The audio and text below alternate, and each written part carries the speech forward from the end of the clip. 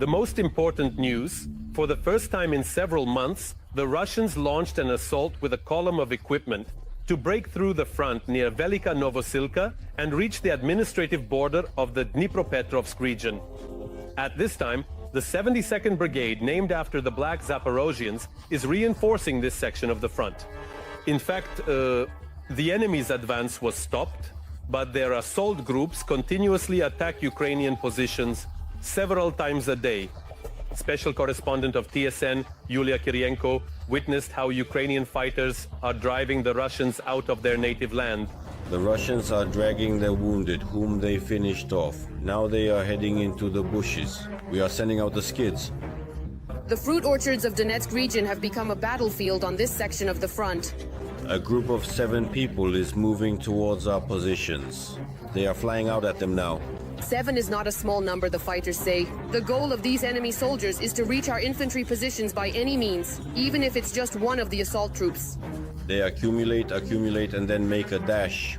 Accumulate and immediately try to break through on all sides. They persistently advance, the soldiers say. Even when wounded, they try to move forward. It seems like there's no way back for them, our fighters say. The drone operator provides evidence of this. At night, when they repelled a similar assault, one of the wounded occupiers didn't even try to call for evacuation. He chose another path. You can see him lying there turning over his rifle. Before that, they dropped shrapnel on him, and it got to him. He decided to shoot himself. Perhaps it's easier to die that way than from the shrapnel. Probably not as painful for him. And no one rescues them. They abandon all their wounded, not taking a single one. In the morning, a new group of assault troops moves along the same forest strip. Our reconnaissance drones constantly keep them in sight. There should be even more of such drones in the unit. The pilots equipped strike FPVs. The enemy is still several kilometers away from our trenches, so there is time to lure the Russians into the so-called kill zone. And here is the result of another hit on a Russian soldier. Right now, at this very moment, we have been actively working in real time, and it caught fire.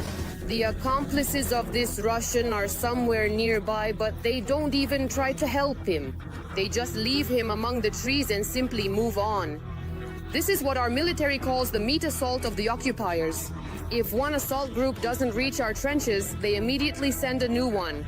And so it goes on without stopping. The lifespan of a Russian in such an assault is just a few hours. One of them is a 200, one is a 300, and we're currently searching for the rest in the bushes. But this is a matter of half an hour to an hour, and we'll take them out. Their lifespan is up to several hours. Their task is to reach the border of the Dnipropetrovsk region. And although there are only a few kilometers left to the region's border here, the Russians cannot overcome them. According to our information, they have the task of reaching the borders of the Dnipropetrovsk region by the end of March. That is, to take some strategic supply objective. It is absent here. I think that the main task is primarily to enter the Dnipropetrovsk region for the first time since the beginning of the war. In one of the clearings, 800 meters long, we counted more than 100 enemy bodies. But the enemy continues to move along this clearing. Here's another hit on enemy soldiers. The group of Russians is practically defeated. The soldiers of the 72nd Brigade, named after the Black Zaporozhians, did not let them reach our infantry. This brigade was recently reinforced in this direction. This is already the 3rd enemy standing against us. Our battalion alone inflicted losses on more than 400 enemy personnel, over 10 tanks, and 30 units of armored and lightly armored vehicles. About 2 battalions. Before this, they tried to advance using only manpower. Then they brought in equipment, and for the first time, in about the last month, the enemy used 10 units of tanks and armored vehicles, which had not been seen in this direction for several months. But in the village behind these Russians, our drones are detecting new occupiers. Drones can't reach there, but artillery can. There are a few minutes left until the command fire, but our fighters cancel it. The drone pilot sees 2 women walking between the ruins on the street. We don't do anything to them. They continue living there. There is a child in the southern part. He's about 10 years old. To avoid harming the locals, our forces don't shoot, and they have no choice but to wait until the next group of attackers comes out towards us again. Drones should be enough for them, say the Black Zaporozhians. And now we move to the Novopavlovsk direction of the front. The bloody frenzy of the enemy's army continues here as well. In the Novopavlovsk direction, Ukrainian defenders repelled 6 assault actions by enemy troops. The enemy tried to advance in the areas of Constantinople, Razliv, and Privolnoye. Aerial strikes targeted Alexandrogorod, Voskresenka, and Novopolye. It was another hellish week for the liberated from occupation but tormented by Russian brutal bombings, Ukrainian Kurson. In the morning of April 17th, the military of the aggressor country carried out an airstrike but on the central district of Kurson, resulting in at least 2 deaths. To terrorize the city, the Russians are using both artillery and aviation. Just imagine, they dropped 4 guided aerial bombs on a sports complex, leaving only ruins behind.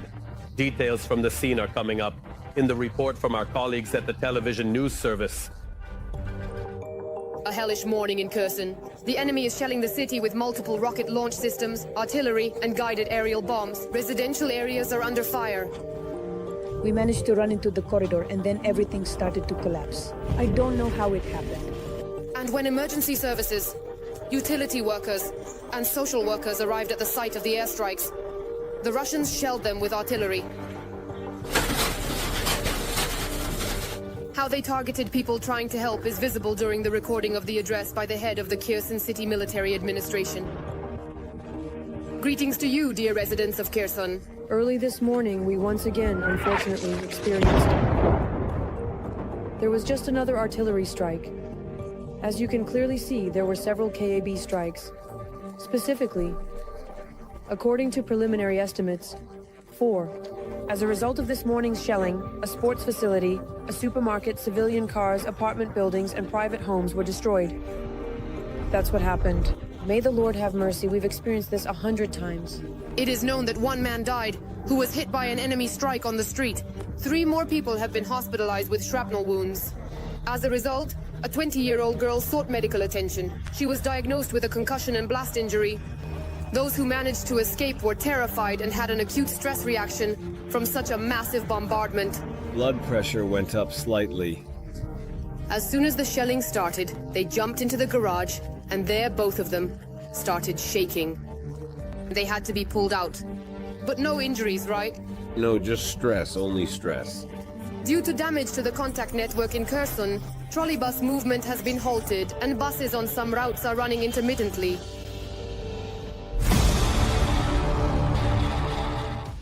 Well, now it's time to analyze the situation on the Kramatorsk and Donetsk fronts. The situation here is traditionally extremely tense. On the Kramatorsk front, the enemy is trying to advance in the areas of Chasiv Yar, Kurdyumivka, and towards Stupochki. 3 out of 5 attacks were repelled by the defense forces. The battles continue. On the Toretsk front, the enemy is attempting to penetrate our defenses in the areas of Toretsk, Azaryanivka, and Druzhba. 2 attacks are still ongoing. Our defenders have already successfully repelled 4 assault actions by the invaders. Ukraine suffers daily from the most brutal missile and drone attacks by the enemy. Sumy, Kryvyi Rih, Kharkiv, Kyiv, Odessa, not to mention the settlements that are in close proximity to the front line.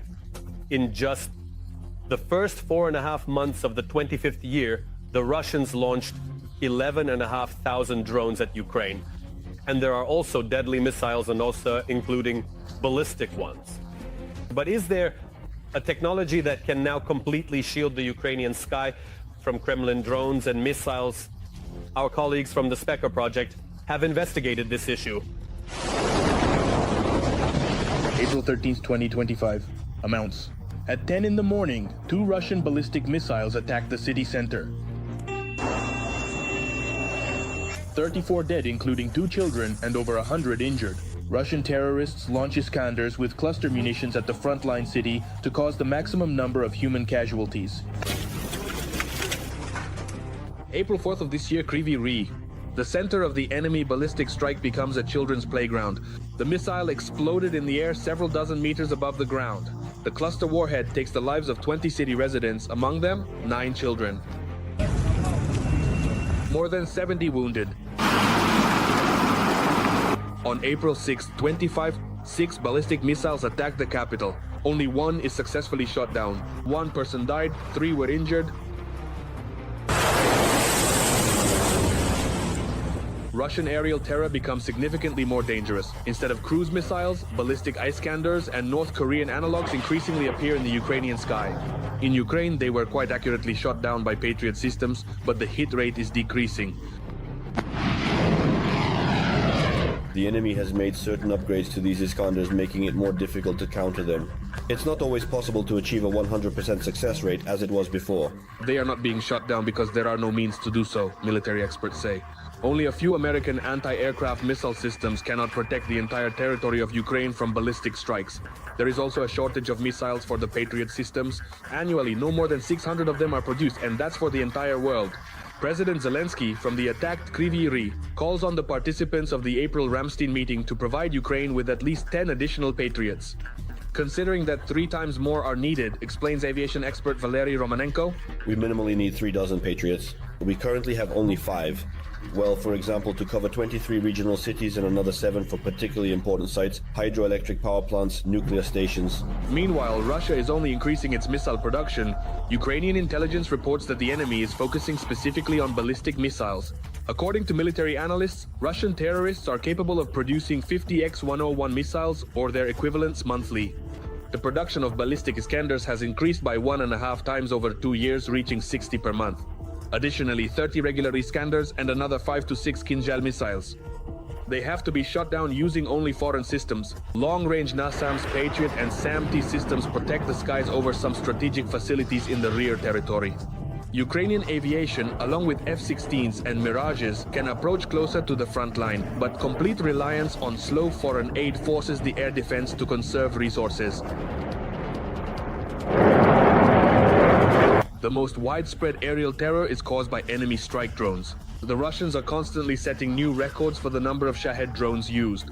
Ukrainian mobile air defense fire teams are operating at full capacity, but recent swarm drone attacks on a single location are forcing Ukrainian forces to devise new countermeasures. A large number of Ukrainian companies have already offered solutions for automatic turrets with video-based targeting, for example, Yosod to intercept aerial targets. Additionally, we need to talk about anti-aircraft drones. Furthermore, we should discuss certain developments of small anti-aircraft missiles that exist in Ukraine. Anti-aircraft drones and laser turrets are becoming effective Ukrainian weapons, and foreign countries are already showing interest in them. However, the main problem for Ukraine remains countering enemy ballistic threats. A missile defense shield like the Israeli or American air defense systems is a story of the distant future. However, the long arm of retribution should soon appear. The most effective means of defense for us will be a long arm of domestically produced ballistic missiles.